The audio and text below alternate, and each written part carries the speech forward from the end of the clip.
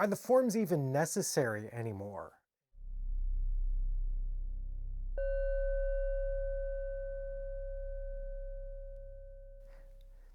Welcome back to the Kung Show. This is Sifu Jesse Frank. Moi Tin Lung is my Kung Fu family name.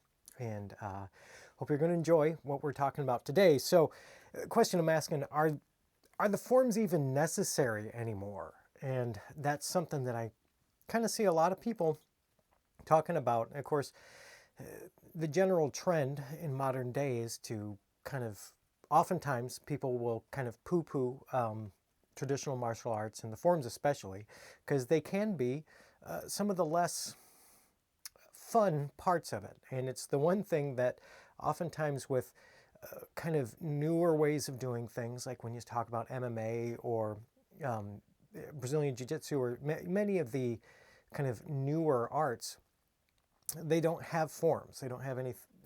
They do have some analogs, but they certainly don't have them to the same extent as, say, Wing Chun Kung Fu does, or some karate forms, different things like that. All right.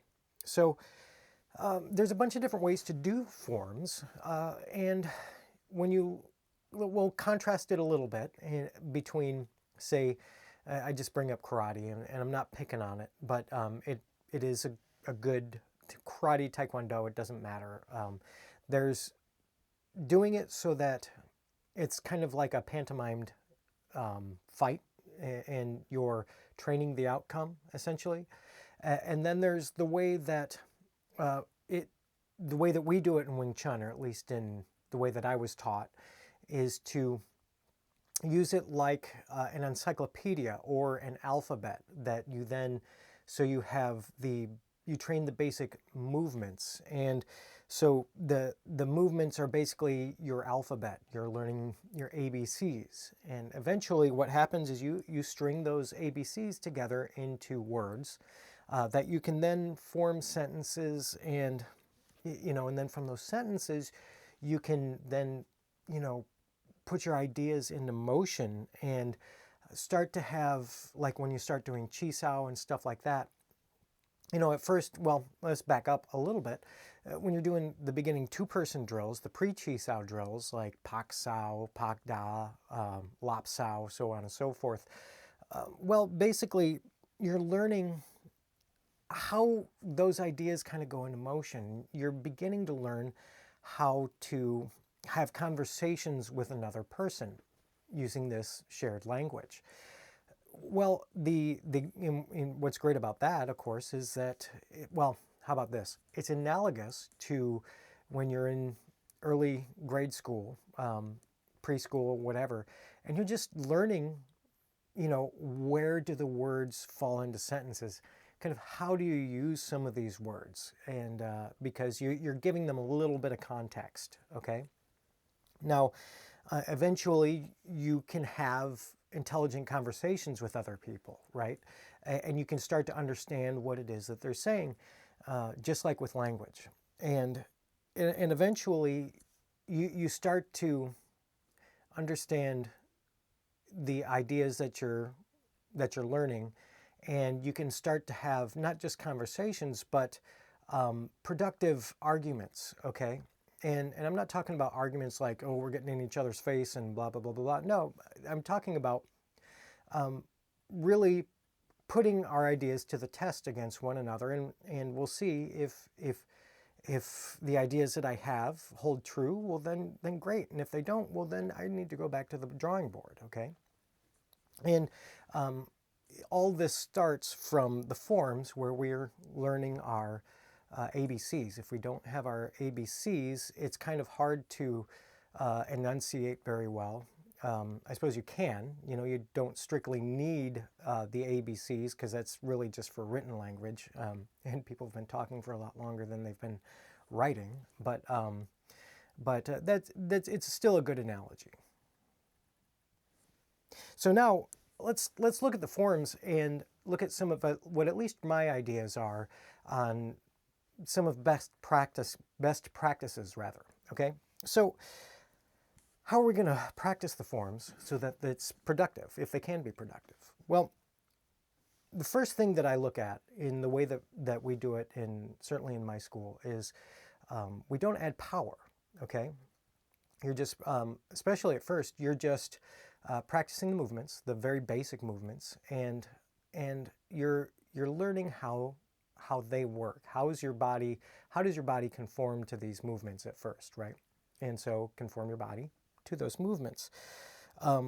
Part of the issue is that ultimately, as you're doing this stuff, when you try to add power, especially at the beginning, you take power away. There's a saying in the Wing Chun Kuen Kiewit that my Sifu translated, that beginners must not use strength. And the way that I look at that is, especially it's manifested in the forms. If you have somebody that's really trying to, they're doing Selam Tao or whatever, and they're trying to make that punch like really have some juice behind it, probably not the best thing.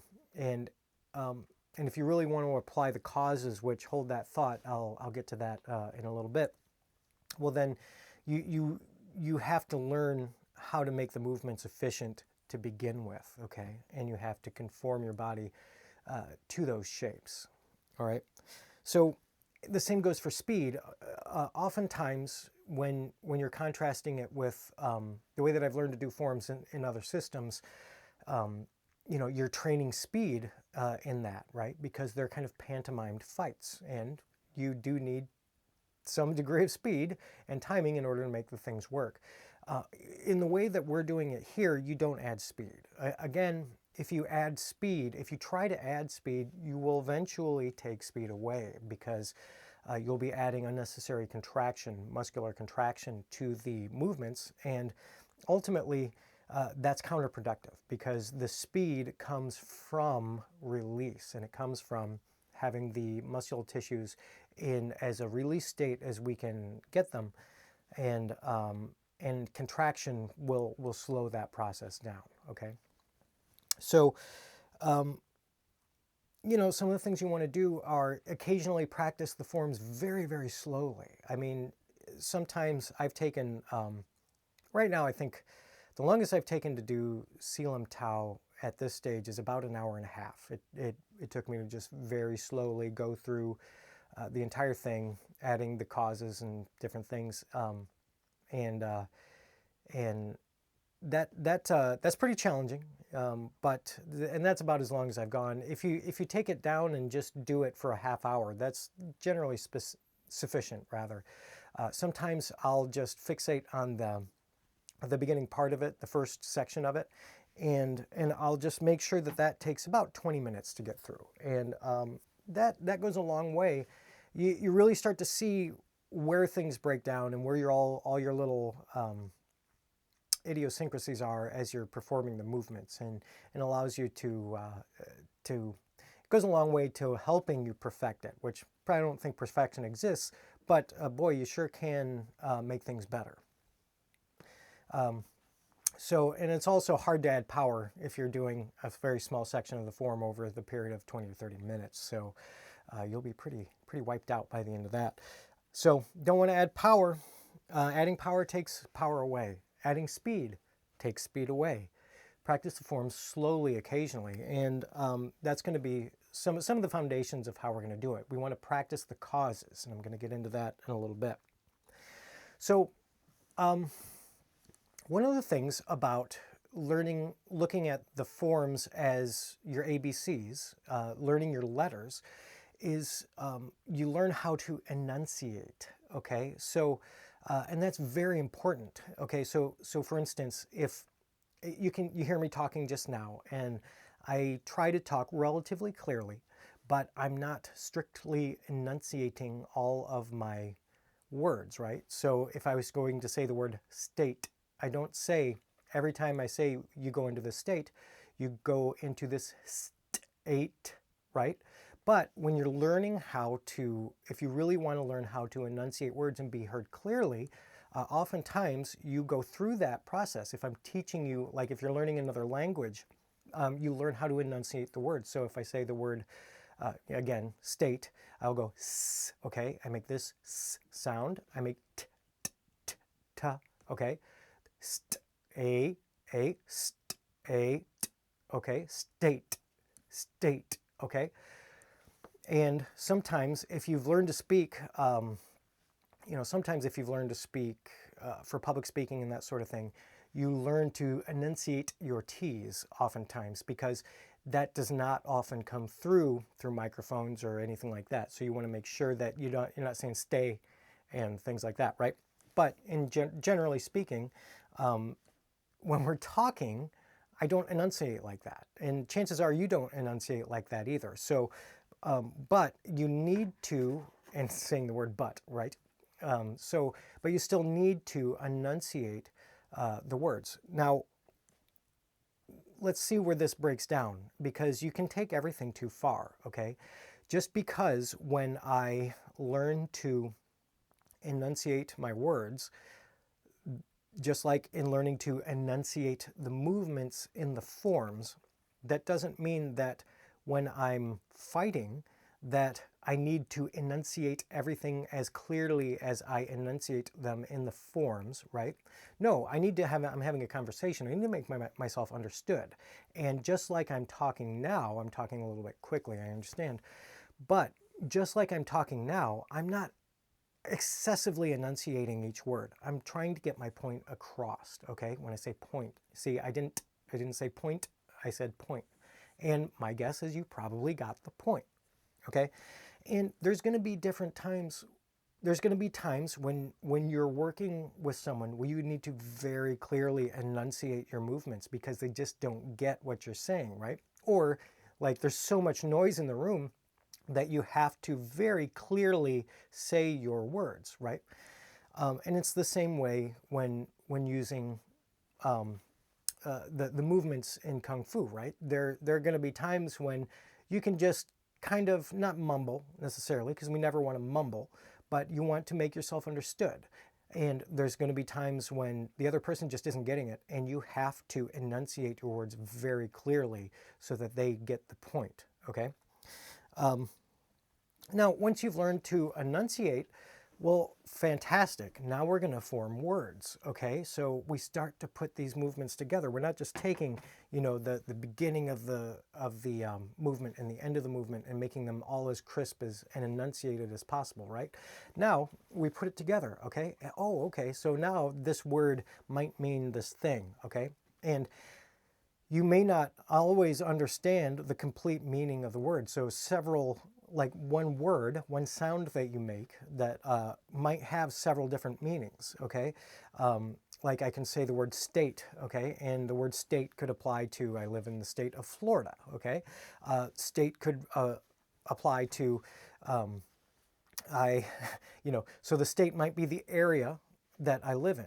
The state might also refer to the organization that governs that area, okay? State also could apply to whatever mental state, the place where my mind is at the moment would be my state, right? And so all these movements, just like words, can have multiple different meanings, and you'd never want to you want to understand what those meanings are, but always be open to the fact that that word, those movements, can have other meanings, and you can often find different contexts in which to apply those movements and those words, right? So, so very important. You need to learn to enunciate clearly, but you also need to understand that that when you're in conversation, or when you're in chisao, or when you're fighting, what you need to do is you need to make yourself understood, okay? And you need to make the things work. And sometimes that doesn't mean that you enunciate everything very clearly. Sometimes that means that you say the words in a way that's intelligible and that gets your point across and gets you into their center, and so on and so forth, right? So in talking about all this, another thing that you want to look at is the fact that oftentimes once you get past the strict enunciation stage, which really you never are past, because you always want to go back and revisit that, just like you want to go back and revisit anything and everything. You want to add various causes to the movements, okay? So In my school now, we've added what I call the Nagong program, which is the body changing program, so it's body work or internal work, is what that means. And so with that in mind, there are going to be a lot of different ways to power the movements. Okay, so you can have just a very straightforward version of doing things where you're doing everything through muscular contraction, which would be, by most people's definition, external, right? Now, you can also add other causes where, like, I might be uh, floating my center and applying that particular cause, or opening and closing the various structures, which has a specific meaning, and or when if I'm sinking and expanding into the what in Chinese parlance is the huang, then these are all different causes that I can, or engines that I can add to the movements that make the movements work. When I do that, oftentimes the forms are going to look sometimes completely different depending on the cause that I'm working on at that time. Okay, and so you can take that very basic form, those enunciated movements, and apply these causes to them, and it's going to change the way it looks from the outside, and that's okay. Okay, so you just need to understand that. A lot of times, and everyone's guilty of it. I'm guilty of it. We'll watch other people do their forms, and we'll think, oh, well, that's not wrong. I do it this way. Well, you may not know what that person's working on at the time, right? And so, like as an example, sometimes I'll do Selim Tower. Doesn't matter which of the forms it is, and my elbow is very strictly on the center. And then there's going to be times when I'll do the exact same form with the same movement, and I apply different causes, and my elbow never comes anywhere near my center as it projects forward, right? My center line as it projects forward, okay? And that doesn't mean it's wrong. That just means that I'm applying a different cause at that time. If what I was trying to do was enunciate it devoid of that particular engine, well, yeah, that would be wrong, okay? But it's right. You're looking for close to correct. Ultimately, correct doesn't exist. There's only better. But you're looking to make it as good as you can based on the engine that you're using at the time, okay? So, and in saying that, one of the things that is incredibly important for learning and in learning things quickly and as thoroughly as you're able is you really want to focus on one thing at a time, okay? If you focus on too many things at once, you're not going to get anywhere. And that's just not a path to mastery, if that's even a thing. Basically, what you want to do is, like I was just saying, if you're training with us, or no matter where you're training, and you're adding various engines to your movements, pick one engine at a time. Focus on that, okay? If what you're doing is learning to enunciate the movements, focus on that, okay? What will happen is that you'll bring that particular level up. So if I'm, let's say, or it'll be a particular quality of movement, like say, let's say what I'm working on at the time is keeping my elbow on the center. So every time I do a movement that brings my elbow to the center, I make sure that the elbow is on the center as well as I can do it, okay? I don't worry as much about the other stuff, okay? That's my primary focus. And it's okay if the other stuff erodes a little bit, okay? Because what I'm focusing on at this time is keeping my elbow on the center when it's appropriate, okay? And then what happens is that as you bring that level up, that level of, you better yourself at being able to keep that quality, in this case, keeping my elbow on the center when it's appropriate. Then what happens, then when I get that to a point where I'm okay, I've gotten that better enough that I'm ready to work on something else. Now I'll work on another thing. So that might be, I don't know, maintaining my feet in as good a position as I can. Well, and then I'm not going to focus as much on my elbow. And what will happen is that my elbow will degrade slightly as I do that, but it won't go down past where it was originally. And so now as I'm bringing my footwork up, my elbow goes down a little bit, but then my footwork comes up to the level where my elbows are, or higher, and everything just kind of works its way up stepwise. And that's really one of the best ways to get better. It's kind of like, boxers might, they have a speed bag, a heavy bag, there's the pads, there's multiple ways of training, because you want to focus on one quality at a time. If you try to do everything at once, it's a path to going nowhere fast, or at least you'll stymie your progression like massively. So, make sure that what you're doing is you're applying the causes, okay? Anytime you're doing the movement, you don't want to be focused on the outcome, okay? So if I'm doing any of these movements, doesn't matter which one it is, and with what I'm focused on is the outcome, it's what I'm supposed to be doing to the other person, your brain will add, at least even if you're not noticing it, it'll add a little bit of muscular contraction to it, because it's thinking, I need to do this thing to that person. And the paradigm that your brain knows how to apply force is through muscular contraction, okay? And so much of the stuff that we're doing is counter to that. And we, again, if you add contraction to it and you add power to it, you take power away. So what you want to do is go through, perform the movements as well as you can while applying the causes, okay?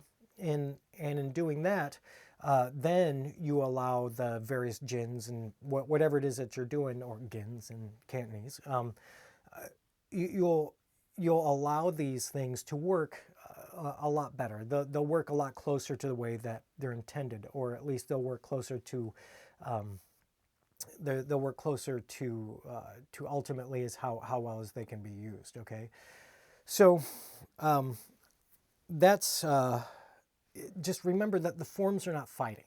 Okay, you don't want to treat them as such. The forms are your encyclopedia. They're your letters. They're where you learn the words that you're going to use to string together into sentences, form coherent arguments, and then eventually make your point or not, depending on how coherent and cogent your arguments are and how closely your arguments parallel reality. Okay? And so, in saying that, so now I ask myself, are the forms even necessary anymore? And as far as I'm concerned, yes, they are. And they are one of the most important things that you can do, both as a beginner, intermediate, and advanced. It never stops.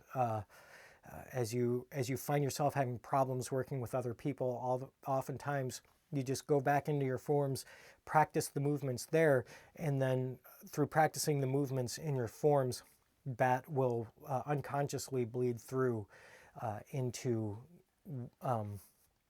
practice. Okay, so anyhow, if you've stayed this long, thanks for listening, thanks for watching. And in closing, what I'll say is that basically,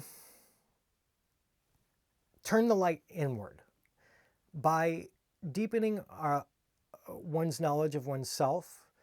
You deepen your capacity to know other people, and that applies to both fighting and in life. So again, Sifu Jesse, thanks for watching. Never stop learning.